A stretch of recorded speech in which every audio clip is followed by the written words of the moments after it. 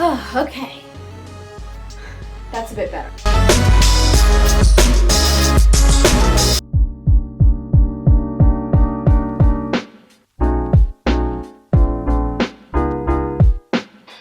Hello everyone, welcome back to another video. Okay, so I'm all prepped because it is 10 degrees outside and it's snowing. I was supposed to ride today, but I couldn't. And so I don't think I'm gonna be able to ride tomorrow either. As you can see, it's snowing outside, which is not fun. I mean, I do love the snow, but it's not fun when it's 10 degrees and you can't ride your horse. Of course. Whew. But this jacket is very nice. It doesn't look thick, but it is. It is currently not gonna get any warmer than 10 degrees outside today. And it's been like that for a while, so I haven't gotten to ride for quite a bit of time. However, I decided I'm gonna make a video showing you guys how I stay fit when I can't physically ride my horse. We do have an indoor, but it's not insulated and we don't have any heating in there either. So it's not fair to him and especially his lungs to ride him in anything lower than 15 degrees because it can be extremely damaging. According to a bunch of studies that I've personally read, and if y'all do that, I'm not dissing on you, I'm just saying this is not my horse, so I'm not gonna potentially cause lung damage to him. And besides, we can still work on ourselves inside and not have to risk anything happening to his lungs or anything because it's too cold outside. My next video will be a riding video, so don't worry about that, but let's get right into my workout. I'm gonna go change into some more workout appropriate gear and not my pajamas. Okay, that's a bit better. Now, a couple things to note before we get started. Oh, sorry for shaking the camera so much. Number one, I do not train for a specific type of body. I train for strength. I train for strength. These are workouts that people do to train for strength. I naturally have a body like this. I do not work out for it. I work out to make myself a better equestrian. Number two, a lot of these exercises are modified. I can't do things like push-ups because then my shoulders come out of place, which is not helpful or healthy for me. So you may be able to do more intense versions of these exercises. I physically cannot. Number three, I do think you need to work out to really consider yourself an athlete and an equestrian. You don't have to work out a lot, it doesn't have to be super strenuous, but you should be trying to keep your body physically fit. This does not mean that I am not for plus size equestrians or anything like that. Anyone who is any size can ride, assuming they have the appropriate gear and appropriate horse. No matter your size, you should still be working on strength because the stronger you are, the much better rider you're going to be and the less you're going to impact your horse and the more you're going to be able to support them. I will not take any negativity about anyone's size on this channel or on this video. Any of those comments will be deleted because when it comes to working out, when it comes to bettering yourself, there should not be a size gap. There should not be, oh, this person is a size 10 or whatever, so they're not working as much as this other person who's a size 2. That's not how it works. That's genetics. I'm sorry if this sounds harsh, but after being in the equestrian community for a long time, I will not stand for it. So once again, any rude comments towards any particular body type, any particular person will not be tolerated. They will be deleted, they will be reported, and you will be blocked. Because this is a channel of positivity, and that is not positive, and not only is it not positive, it's not helpful. If you want to be helpful, be encouraging. Offer solutions, offer help. Don't be a jerk. It's just that simple. Okay, sorry for being intense there. That is just something that I strongly believe in, and I needed to make that very clear. So now let's get into what I do. Actually, before we get into it, these are meant to be done at home. You don't need a gym. I do them in my free time when I'm alone, so maybe after I wake up, maybe before I go to bed, after lunch. They're just meant to be quick things to do to keep your body in shape. You can do longer versions of them to, build up more strength, but they're just meant to be really easy things that there's no barriers to do, like a gym. For most of them, all you need is a floor and your body. So now let's get into it. Okay, we are here on the floor. This is fish tank I have behind me. Yeah, it's not completely full because it also houses a frog. However, we've measured it and the fish have 80 gallons of swimming room. So they're good. We do water changes once a week and I monitor the water and check it every 3 days. Please do not come at me for the fish tank. Thank you. Now, I also have socks on because I know better than to put my feet on the internet. When beginning any workout, it's really important that we assess our body. So for instance, for right now, I have arthritis in my hip that is really hurting me. So I'm going to go a little easier on this hip so I don't hurt it. You need to be able to distinguish between muscle soreness and actual pain. I have arthritis all over my body. I have the body of like a 50, 60-year-old, so I need to be very aware of what hurts at different points in time. So now that I know what hurts, I'm going to start stretching. Always stretch before you do this. Honestly, you should stretch when you wake up, before you go to bed, all the time. I like to start by just putting my hands palms down on my legs and forcing them down to kind of stretch out my arms and my wrists as well. My elbows do go in. Again, that's the EDS. Yours probably shouldn't do that. And it's important to stretch out the shoulders as well. So grab from behind like this and just go back while bringing your arms directly up. That'll stretch out in through here, which gets really tight for most equestrians.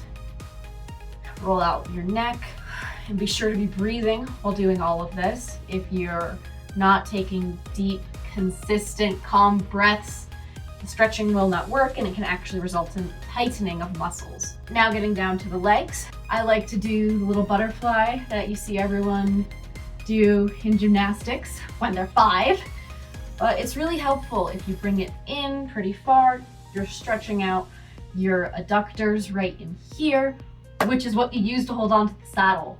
Now, of course, you want those strong, but having them be overly tight is not helpful. And if you can, bring your arms forward. As you can see, I'm not good at that. And then I like to bring my legs up and just let them stretch out like that.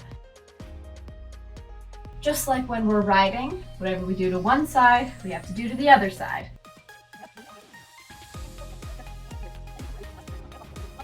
Now that our stretching is done, we can get into the actual workout. For the actual workout, we're going to be doing some planking, some assisted push-ups, a lot of squatting.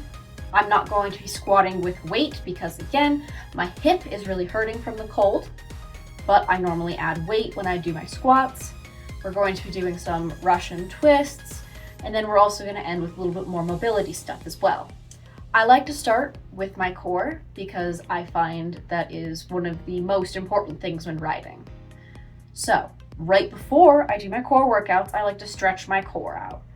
So what I do is I bring my arms above my head and I breathe in deeply, and then it starts activating these muscles down and through here.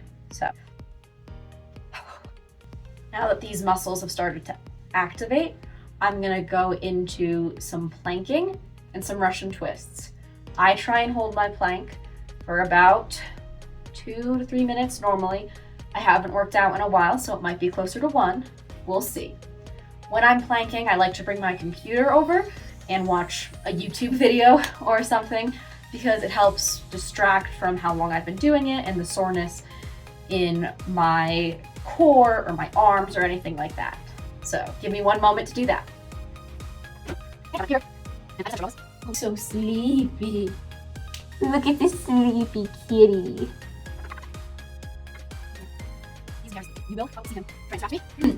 You will probably see him try and distract me now that he's woken up because he loves attention.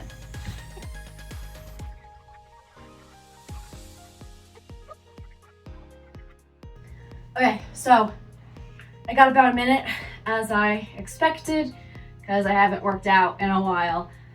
And once again, in pain. You also saw me shift around a lot because someone was demanding attention. Sometimes when you work out, you have to make sacrifices, including petting the kitty. Next, I like to do Russian twists, which are just twisting back and forth.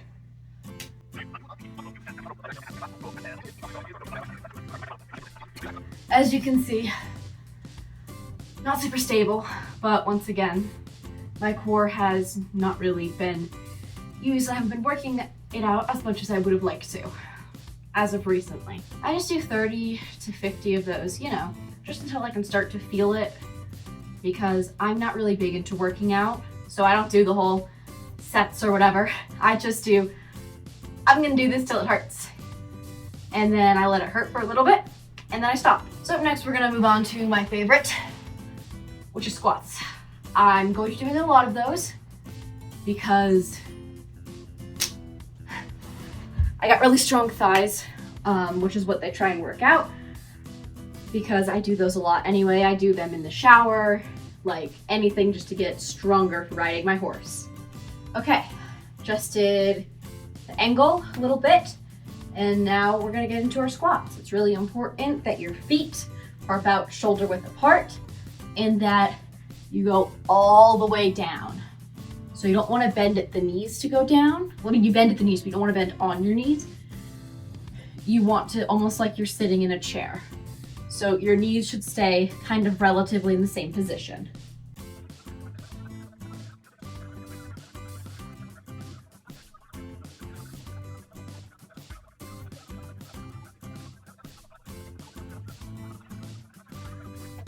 Did that for a bit, took a minute to stretch out my knees because it'd be hard on your knees, but pretty happy with that.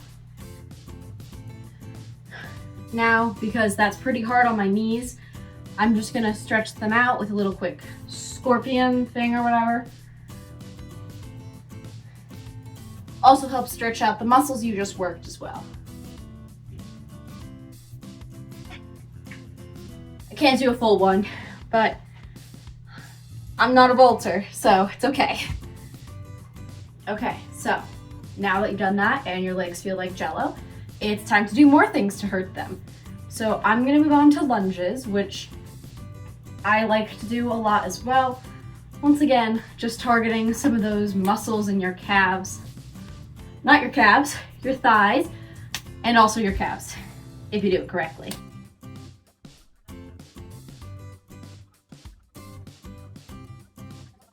After this, I like to go into another round of stretching because, you know, the legs hurt. So I just like to bring them up and stretch into them. If you're really good, you can kind of pull all these muscles as well, the ones you use to half halt, and kind of stretch those. It's also important to note that I normally do go on a bit of a run, but it's way too cold for that. The real feel for today is like -1, and I don't want to put myself through that. So sometimes I do push-ups. I'm not really feeling those right now because my shoulders are also getting pretty affected by the weather. So then I just kind of, especially because my shoulders get affected by stuff so much because of previous injuries, I just like to move them back and forth, just stretching them out. And once again, this is not meant to be like a super long, you know, workout session. This is meant to be something you can do for like 15 minutes just to help you get a little stronger for your horse each day while not devoting hours of going to the gym. Remember, it's important to give yourself rest days and days to recover as well. Don't kill yourself working out. So yeah, that's about it. Thank you so much for watching.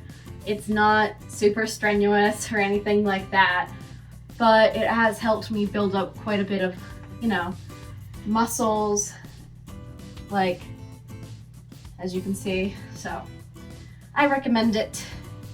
Yeah, try it out, tell me how it goes, or don't, I don't really care. But if you have any comments or anything, put them down below, and that's the end of the video. Thank you so much for watching, and remember, it's dangerous, so don't die out there.